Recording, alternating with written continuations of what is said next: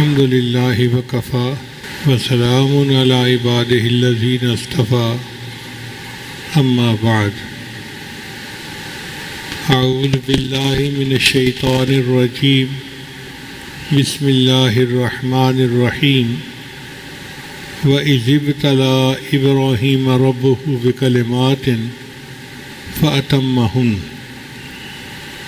قَالَ إِنِّي جَاعِلُكَ لِلنَّاسِ إِمَامًا سبحان ربک رب العزت عما یصفون وسلام علی المرسلین والحمد للہ رب العالمین اللہم صلی علی سیدنا محمد وعلی آل سیدنا محمد وبارک وسلم وَإِذِ ابْتَلَىٰ إِبْرَاهِيمَ رَبُّهُ، اور جب آزمایا ابراہیم علیہ السلام کو اس نے رب نے بکلمات چند چیزوں میں فَأَتَمَّهُنَّ، تو ابراہیم علیہ السلام اس میں کامیاب ہو گئے۔ أَتَمَّهُنَّ کا مطلب ہوتا ہے 100% 100% کامیاب ہو گئے۔ یہ بہتر سے بہترین نمبر ہوتے ہیں۔ تو ابراہیم علیہ السلام پر آزمائشیں آئیں اور اللہ نے ان کو فرمایا کہ وہ 100% کامیاب ہو گئے۔ ہم لوگ تو آزمائشوں کے قابل نہیں ہیں۔ اللہ اکبر کبیرہ۔ یہاں ایک سوال پیدا ہوتا ہے کہ اللہ تعالیٰ تو علیم بذات الصدور ہیں، سینوں کے بھید جانتے ہیں، پھر انہوں نے کیوں آزمایا؟ تو مفسرین نے اس کا جواب لکھا کہ 3 وجہ سے آزمائش آتی ہے۔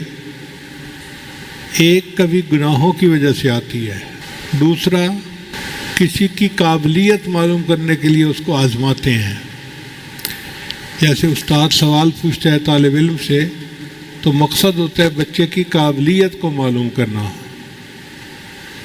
اور تیسرا کبھی کبھی تربیتی انداز سے اللہ تعالیٰ بندے کو آزمائشوں میں ڈالتے ہیں تاکہ اس کی تربیت ہو جائے۔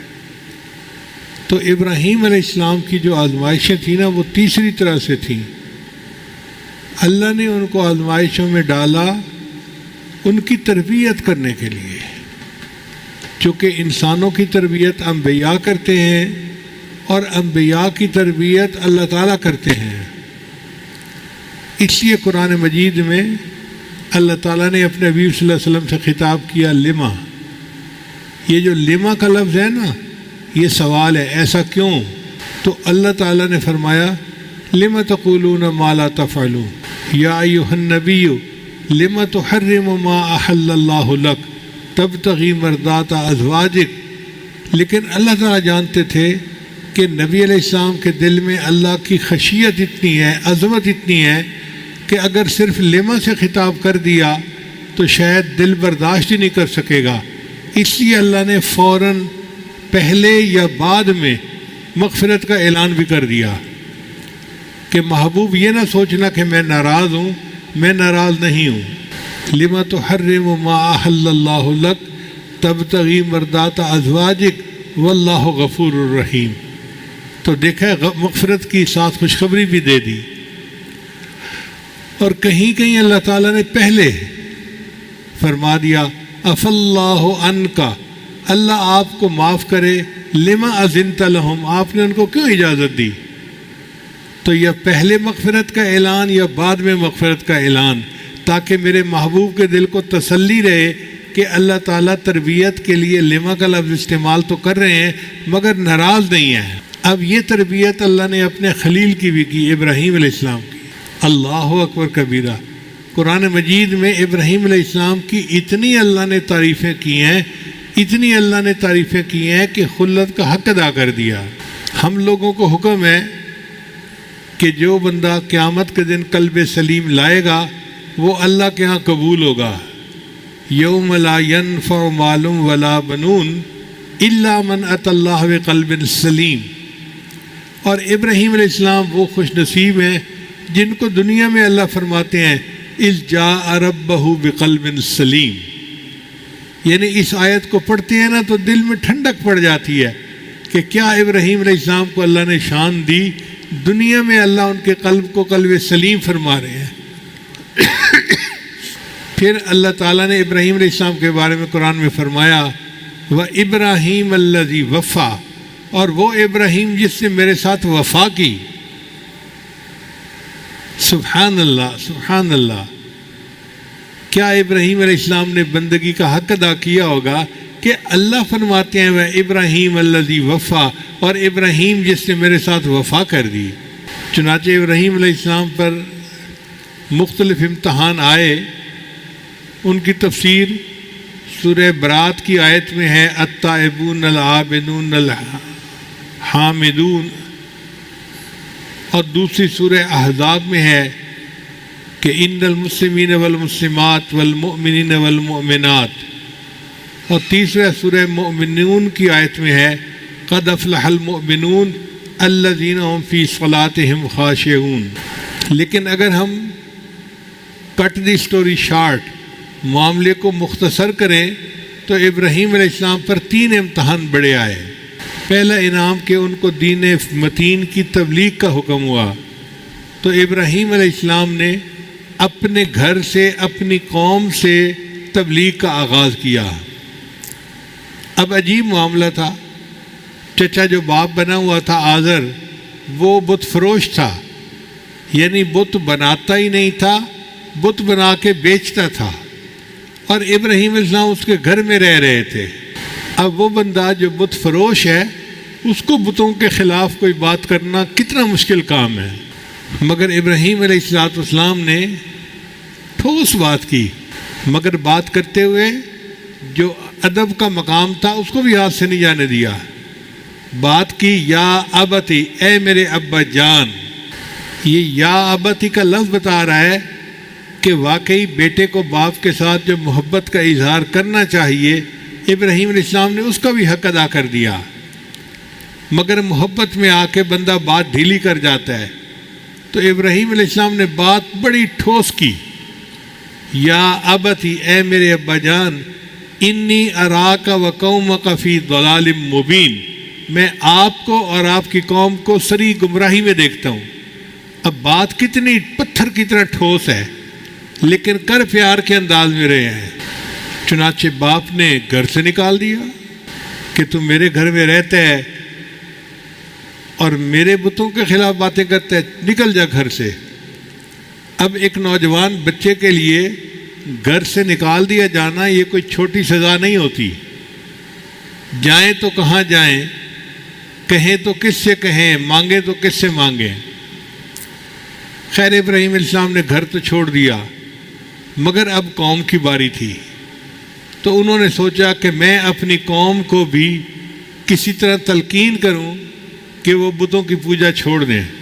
چنانچہ ایک میلہ لگتا تھا، قوم اس میلے میں جاتی تھی 3 دن کے لیے، تو قوم نے ان کو کہا کہ ابراہیم علیہ السلام آپ بھی چلیں۔ انہوں نے جواب میں کہہ دیا انی سقیم، میں بیمار ہوں۔ ایک بیماری ہوتی ہے جسمانی، ایک ہوتی ہے روحانی۔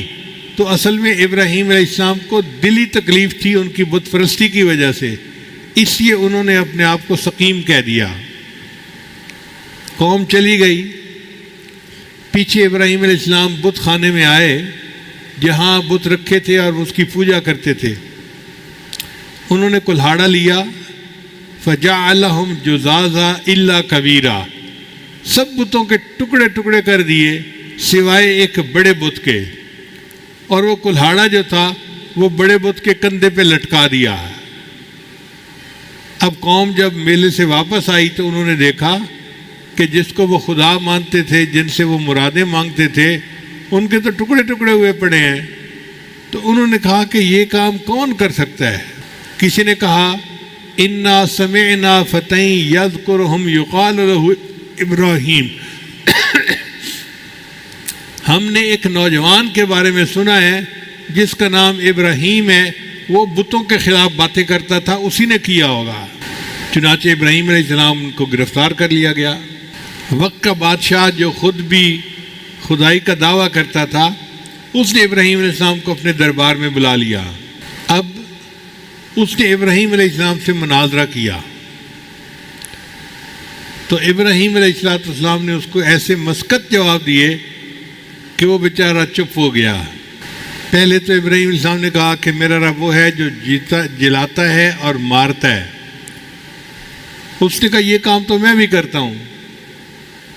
ایک بے گناہ بندے کو موت کی سزا دلوا دی، اور ایک بندہ جس کو سزائے موت ملی تھی اس کو معاف کر دیا، کہنے لگا دیکھو اس کو میں نے مار دیا، اس کو میں نے زندہ کر دیا۔ تو ابراہیم علیہ السلام سمجھ گئے کہ سیدھی انگلی سے گھی نہیں نکلنا، یہ ٹیڑھی انگلی سے نکالنا پڑے گا۔ تو ابراہیم علیہ السلام نے جواب دیا کہ میرا رب وہ ہے یاتی بالشمس من المشرق فاتی بہا من المغرب، میرا رب وہ ہے جو مشرق سے سورج کو طلوع کرتا ہے، اگر تم خدائی کا دعویٰ کرتے ہو تو مغرب سے طلوع کر کے دکھا دو۔ فبہت الذی کفر، وہ کافر تو مبہوت ہو کے رہ گیا، لاجواب ہو کے رہ گیا۔ اب جب بندہ لاجواب ہو جاتا ہے نا تو پھر تشدد پہ اتر آتا ہے۔ چنانچہ اس کے پاس جواب تو تھا کوئی نہیں، اس نے اپنی قوم سے پوچھا کہ اس کا کیا کرنا چاہیے۔ قوم نے کہا قالوا حرقوہ وانصروا آلہتکم، اس کو آگ میں جلا دو اور اپنے معبودوں کی مدد کرو۔ عقل کے ایسے اندھے تھے کہ جن معبودوں سے مدد مانگتے تھے کہتے ہیں کہ ہم ان کی مدد کر رہے ہیں۔ خیر، نمرود نے اعلان کر دیا کہ اتنے دنوں کے بعد ہم ان کو آگ میں جلائیں گے، اور اس کے لیے لوگ لکڑیاں اکٹھی کریں۔ مفسرین نے لکھا ہے اس وقت کی عورتیں منتیں مانتی تھیں، میرا بیٹا بیمار ہے، اگر صحت یاب ہو گیا میں ابراہیم کی چتا میں 2 من لکڑیاں ڈالوں گی، 5 من لکڑیاں ڈالوں گی، 10 من لکڑیاں ڈالوں گی۔ یوں لکڑیوں کا ایک انبار لگ گیا، پہاڑ بن گیا۔ اب ان لکڑیوں کو آگ لگانی تھی، آگ تو لگا دی، مگر آگ اتنی زیادہ تھی کہ کوئی قریب بھی نہیں جا سکتا تھا۔ تو ابراہیم علیہ السلام کو کس طرح ڈالیں؟ نمرود نے ان کو ایک جھولے میں بٹھایا کہ ہم ان کو جھولا جھلائیں گے، اور یہ جب جھولا آگ کے پاس جائے گا نا تو ہم اس کو کھول دیں گے اور یہ آگ کے اندر جا کے گریں گے۔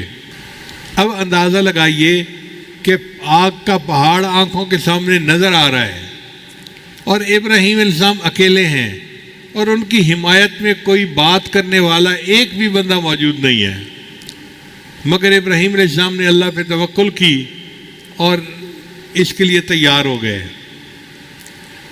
آپ خود اندازہ لگائیے کہ جب ان کو جھولے میں بٹھایا گیا ہوگا ان کے دل کی کیفیت کیا ہوگی کہ مجھے آگ میں پھینکا جائے گا اور چند منٹ کے اندر میں آگ سے جل کے کباب بن جاؤں گا۔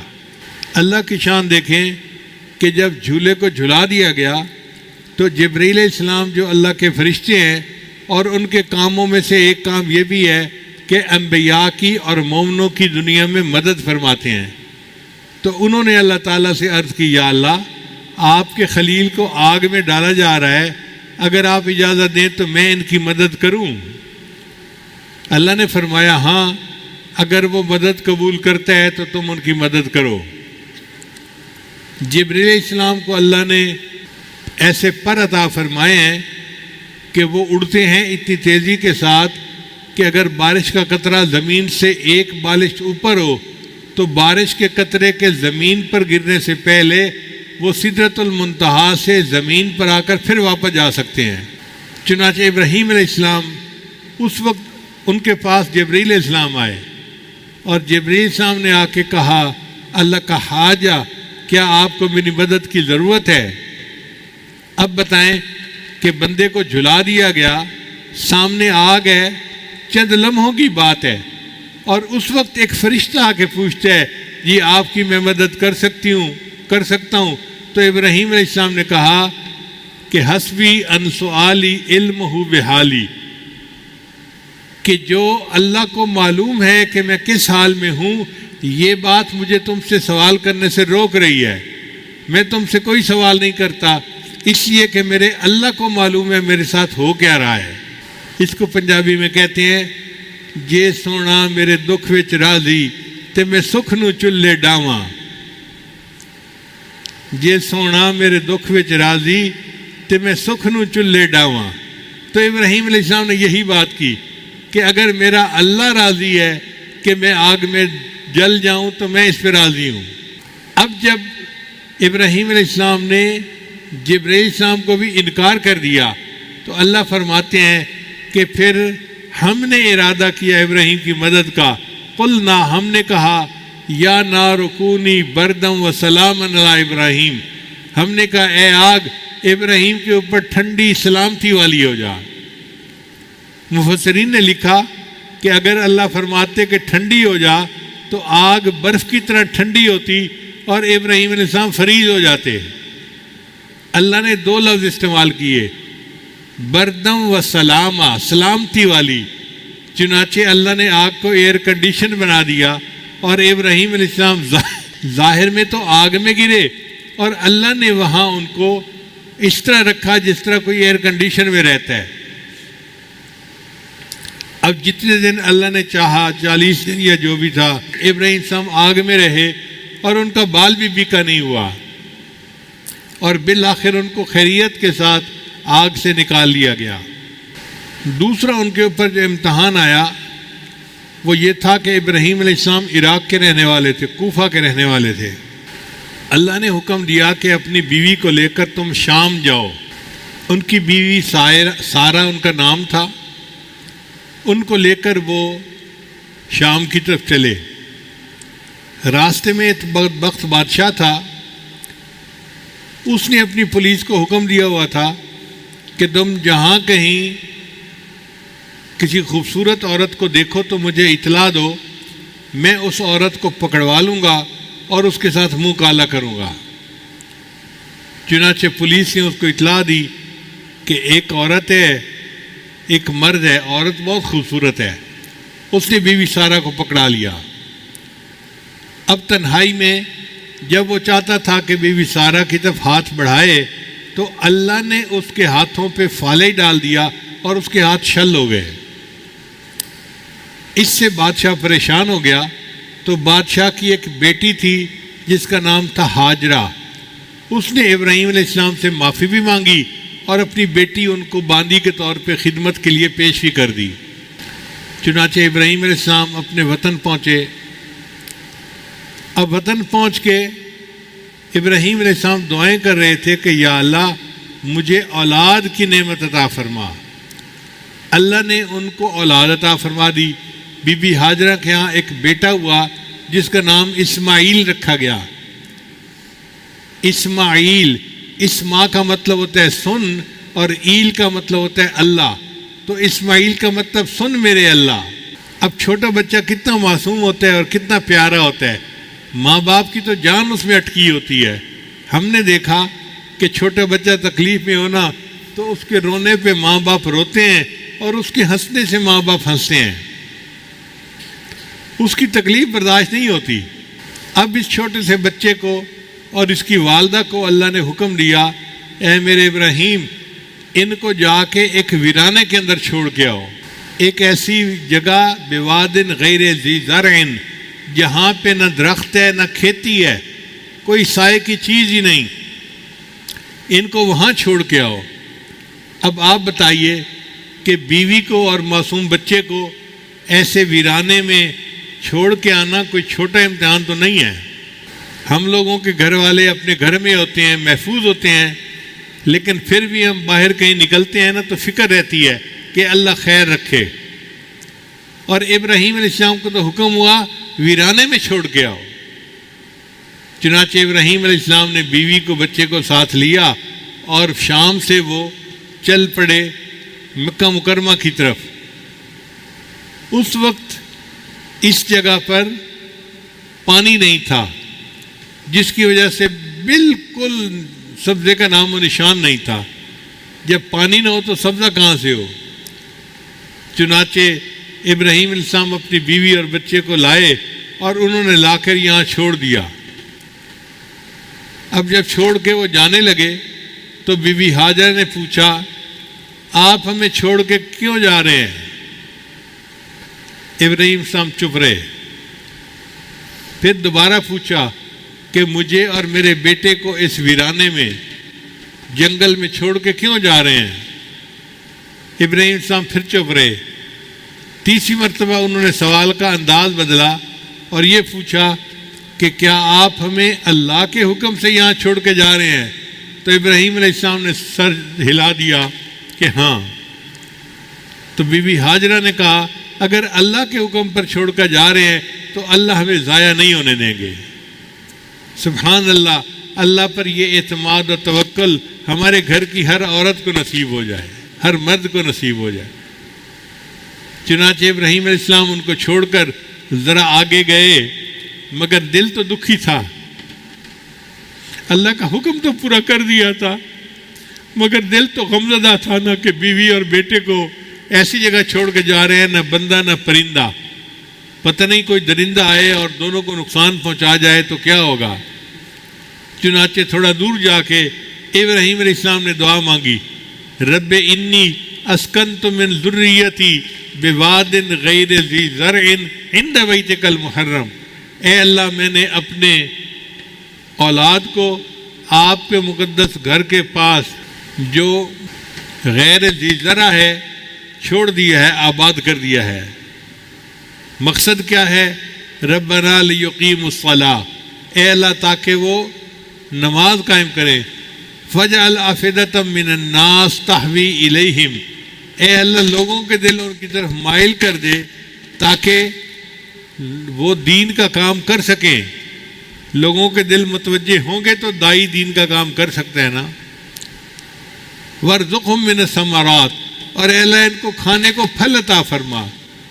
اب ذرا غور کیجئے کہ ظاہر میں وہاں پر تو کوئی نہ درخت ہے نہ کوئی کھیتی ہے، اور ابراہیم السلام کھانے کے لیے پھل مانگ رہے ہیں، اے اللہ ان کو کھانے کو پھل عطا فرما، اس لیے کہ ان کا یقین کامل تھا اور وہ جانتے تھے کہ اللہ جو چاہے جہاں سے چاہے وہ نکال سکتا ہے، اس کو پیدا کر سکتا ہے۔ اللہ تعالیٰ نے قرآن مجید میں ابراہیم علیہ السلام کی اس دعا کا قبولیت کا بھی تذکرہ کر دیا اور فرمایا کہ دیکھو یہ میرا گھر وہ جگہ ہے یجبا الیہ ثمرات کل شیء، ہر چیز کا پھل یہاں پہ پہنچتا ہے۔ آج آپ مکہ مکرمہ جائیں، آپ کو ہر چیز کا پھل ملے گا، سرد ملکوں کے پھل، گرم ملکوں کے پھل، ہر موسم کے پھل وہاں ملتے ہیں، حتیٰ کہ انسان کا پھل اس کی اولاد ہوتی ہے، وہ بھی ہے۔ ہر بندہ تڑپتا ہے میں اپنے بچے کو مکہ مکرمہ بھیجنا چاہتا ہوں، میں مدینہ طیبہ بھیجنا چاہتا ہوں۔ اللہ نے سب ثمرات وہاں پہنچا دیے۔ خیر ابراہیم علیہ السلام تو واپس آ گئے۔ اب پیچھے بی بی ہاجرہ نے اپنے بیٹے کو دودھ پلایا۔ اب عورت کا دودھ تو ایک دن میں ختم ہو جاتا ہے، تو بچہ روتا تھا اور وہاں پہ نہ پینے کے لیے دودھ تھا نہ پینے کے لیے پانی تھا۔ اب آپ بتائیں بچہ پیاسا ہو، معصوم ہو، چھوٹا ہو اور وہ رو رہا ہو تو ماں کے دل پہ کیا گزرتی ہے؟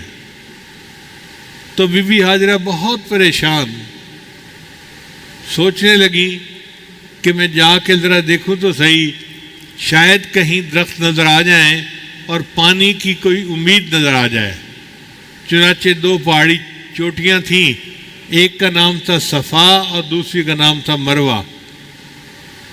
انہوں نے بچے کو لٹایا اور صفا کے اوپر چڑھ گئیں، مگر وہ جگہ ایسی تھی جہاں سے وہ ادھر ادھر درختوں کو بھی دیکھ رہی تھیں اور نظر بچے پہ بھی تھی کہ کوئی درندہ آ کے بچے کو نقصان نہ پہنچا جائے۔ بچے کا نظر میں رہنا بھی ضروری تھا۔ پھر سوچا کہ یہاں سے تو کچھ نظر نہیں آتا، چلو میں دوسری چوٹی پہ جاتی ہوں۔ اب دوسری چوٹی پہ وہ چل پڑی، مگر راستے میں ایسی جگہ آئی جہاں پر وہ اپنے بچے کو دیکھ نہیں سکتی تھی۔ اب وہ جو جگہ آئی تو بی بی ہاجرہ بھاگ پڑی۔ اللہ کو اپنی بندی کا یہ بھاگنا پسند آ گیا اور انہوں نے جو صفا اور مروہ کے درمیان چکر لگائے، اللہ نے اس کو حج اور عمرے کی عبادت کا حصہ بنا دیا۔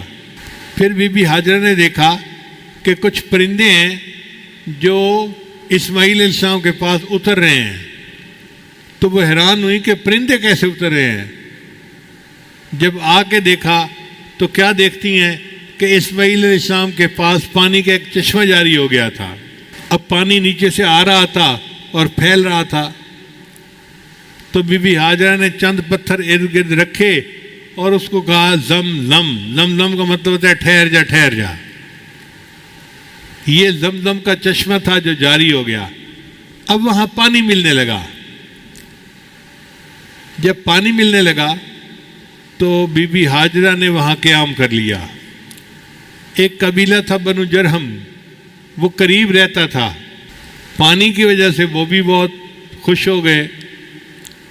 بلکہ اب قافلے جو آتے جاتے تھے نا شام کی طرف، وہ یہاں آ کر رکتے تھے اور یہاں پانی پیتے تھے، پانی سے نہاتے تھے اور سیراب ہوتے تھے.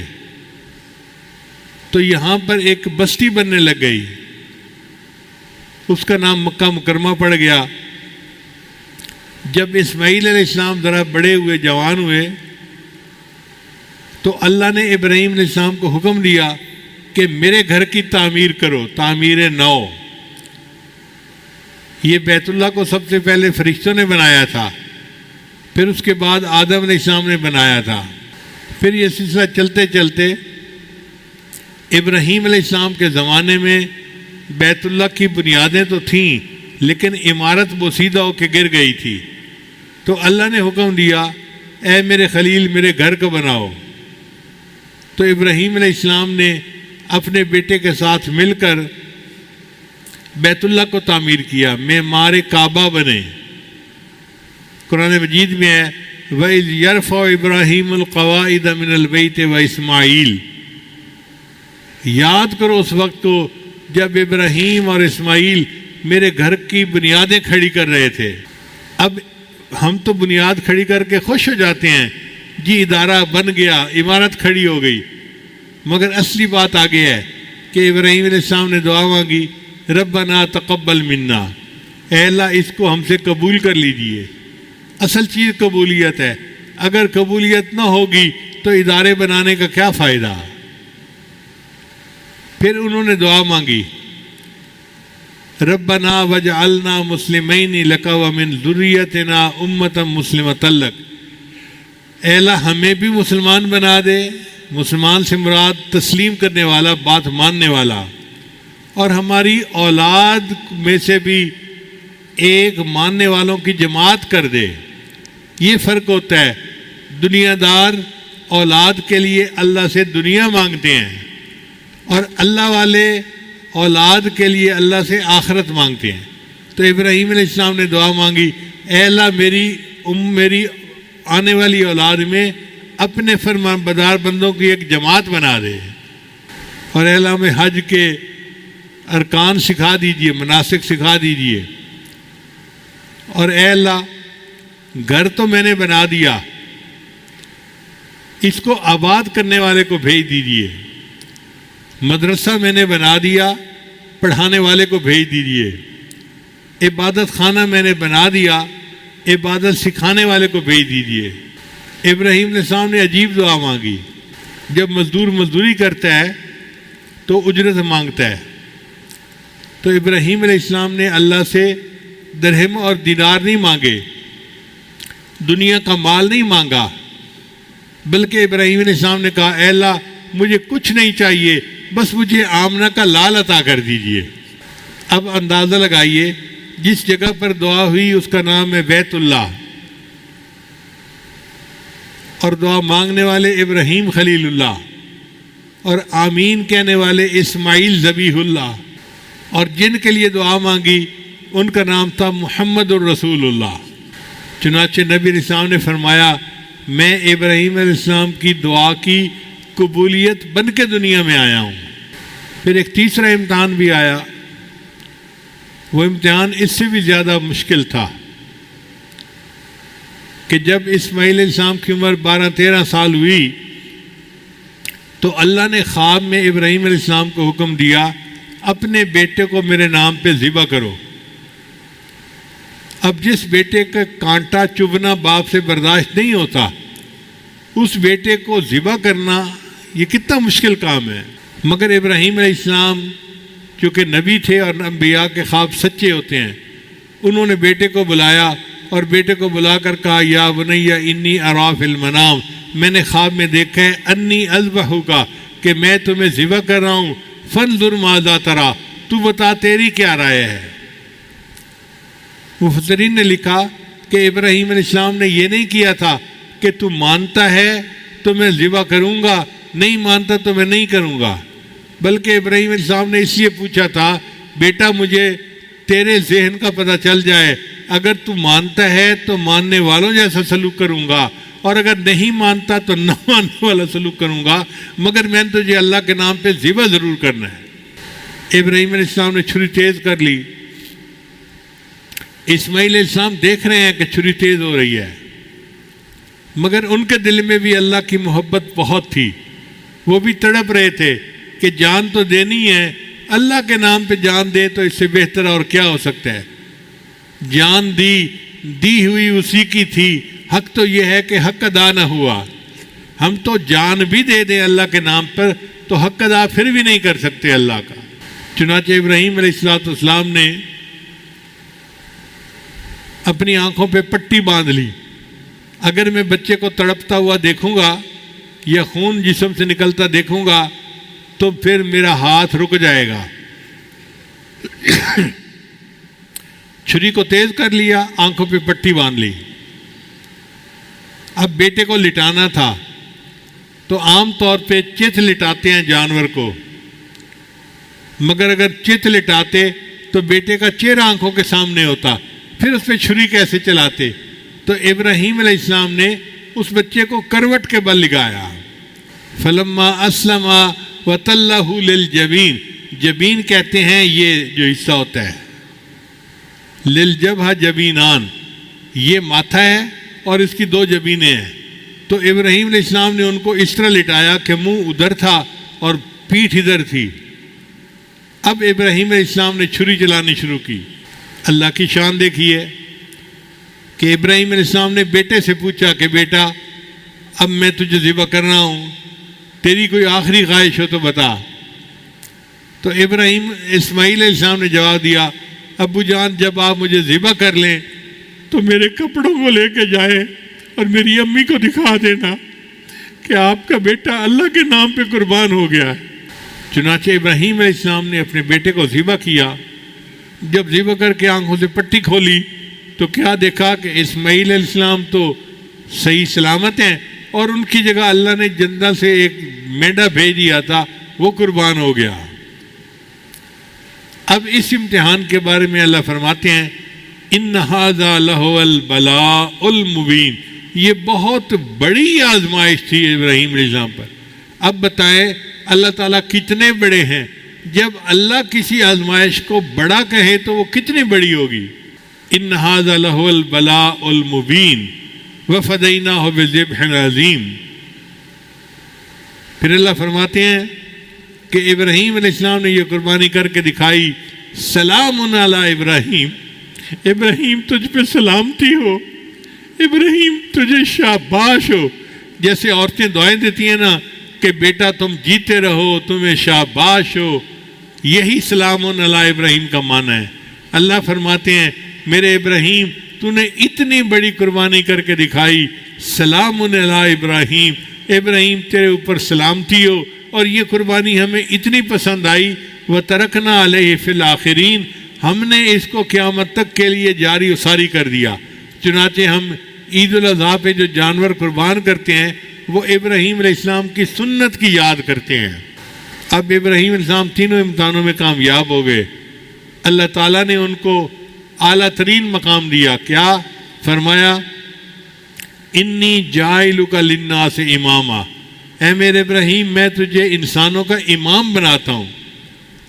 آپ اندازہ لگائیے ابراہیم علیہ السلام کی اولاد میں 18,000 کے قریب علماء پیدا ہوئے ہیں۔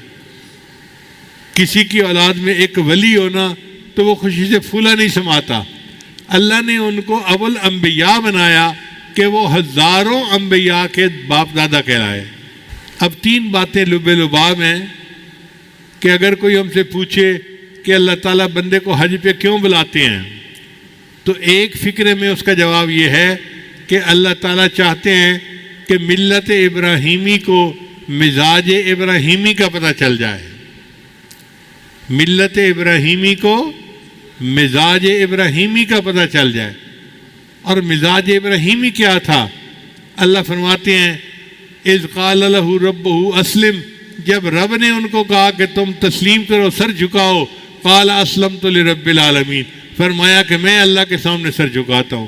یہ ہے مزاج ابراہیمی کہ جو حکم خدا ہے اس کے سامنے سر جھکا دینا اور اپنی خواہشات کو چھوڑ دینا۔ چنانچہ ابراہیم علیہ السلام نے اللہ کی بات کو تسلیم کیا اور اللہ کے سامنے سر جھکا دیا۔ دیکھیں اللہ نے ان کو کتنا انعام دیا۔ پہلی بات دیکھیں کہ ان کو باپ نے اپنے گھر سے نکال دیا تھا، تو اللہ نے اس کے بدلے ان کو ابو الانبیاء بنا دیا، انبیاء کا باپ، ان کی اولاد میں انبیاء پیدا کر دیے۔ واہ میرے اللہ، تیری قدردانی کی بھی انتہا ہے۔ پھر دوسری بات، انہوں نے گھر کو چھوڑا تھا، انہوں نے اپنے گھر کو چھوڑا، اللہ نے ان کو کعبہ کا متولی بنا دیا۔ کتنی عزت کی بات ہے کہ اللہ نے اپنے گھر کا انچارج ان کو بنا دیا۔ میرے ابراہیم تو نے گھر چھوڑا ہے نا، میں تجھے سب سے افضل گھر کا نگران بناتا ہوں۔ اور قوم نے ان کو اپنی طرف سے بڑا ذلیل کر کے نکالا تھا، مگر اللہ نے انتہائی عزت عطا فرمائی۔ اللہ فرماتے ہیں انی جاعلک للناس اماما، اے میرے ابراہیم میں تجھے انسانوں کا امام بناتا ہوں۔ اللہ تعالیٰ بڑے قدردان ہیں۔ اللہ تعالیٰ ہمیں توفیق دے کہ ہم بھی اس کی سامنے اپنی گردنوں کو جھکائیں اور شریعت کے مطابق زندگی گزاریں، تاکہ اللہ تعالیٰ کی بھی ہمارے اوپر رحمت کی نظر ہو جائے۔ یہ بازی عشق کی بازی ہے، جو چاہو لگا دو ڈر کیسا۔ یہ بازی عشق کی بازی ہے، جو چاہو لگا دو ڈر کیسا۔ گر جیت گئے تو کیا کہنے، گر ہار گئے تو مات نہیں۔ اللہ کے راستے میں انسان منزل پہ پہنچ گیا تو یہ کیا کہنے والی بات ہے، اور اگر راستے میں ہی موت آ گئی تو پھر بھی اس میں ناکامی نہیں ہے، کیونکہ ہم اللہ کے راستے کی طرف چل رہے ہیں۔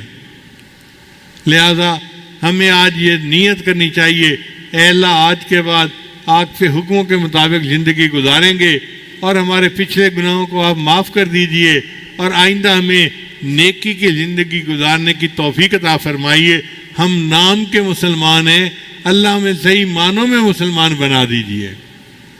وآخر دعوانا ان الحمد للہ رب العالمین۔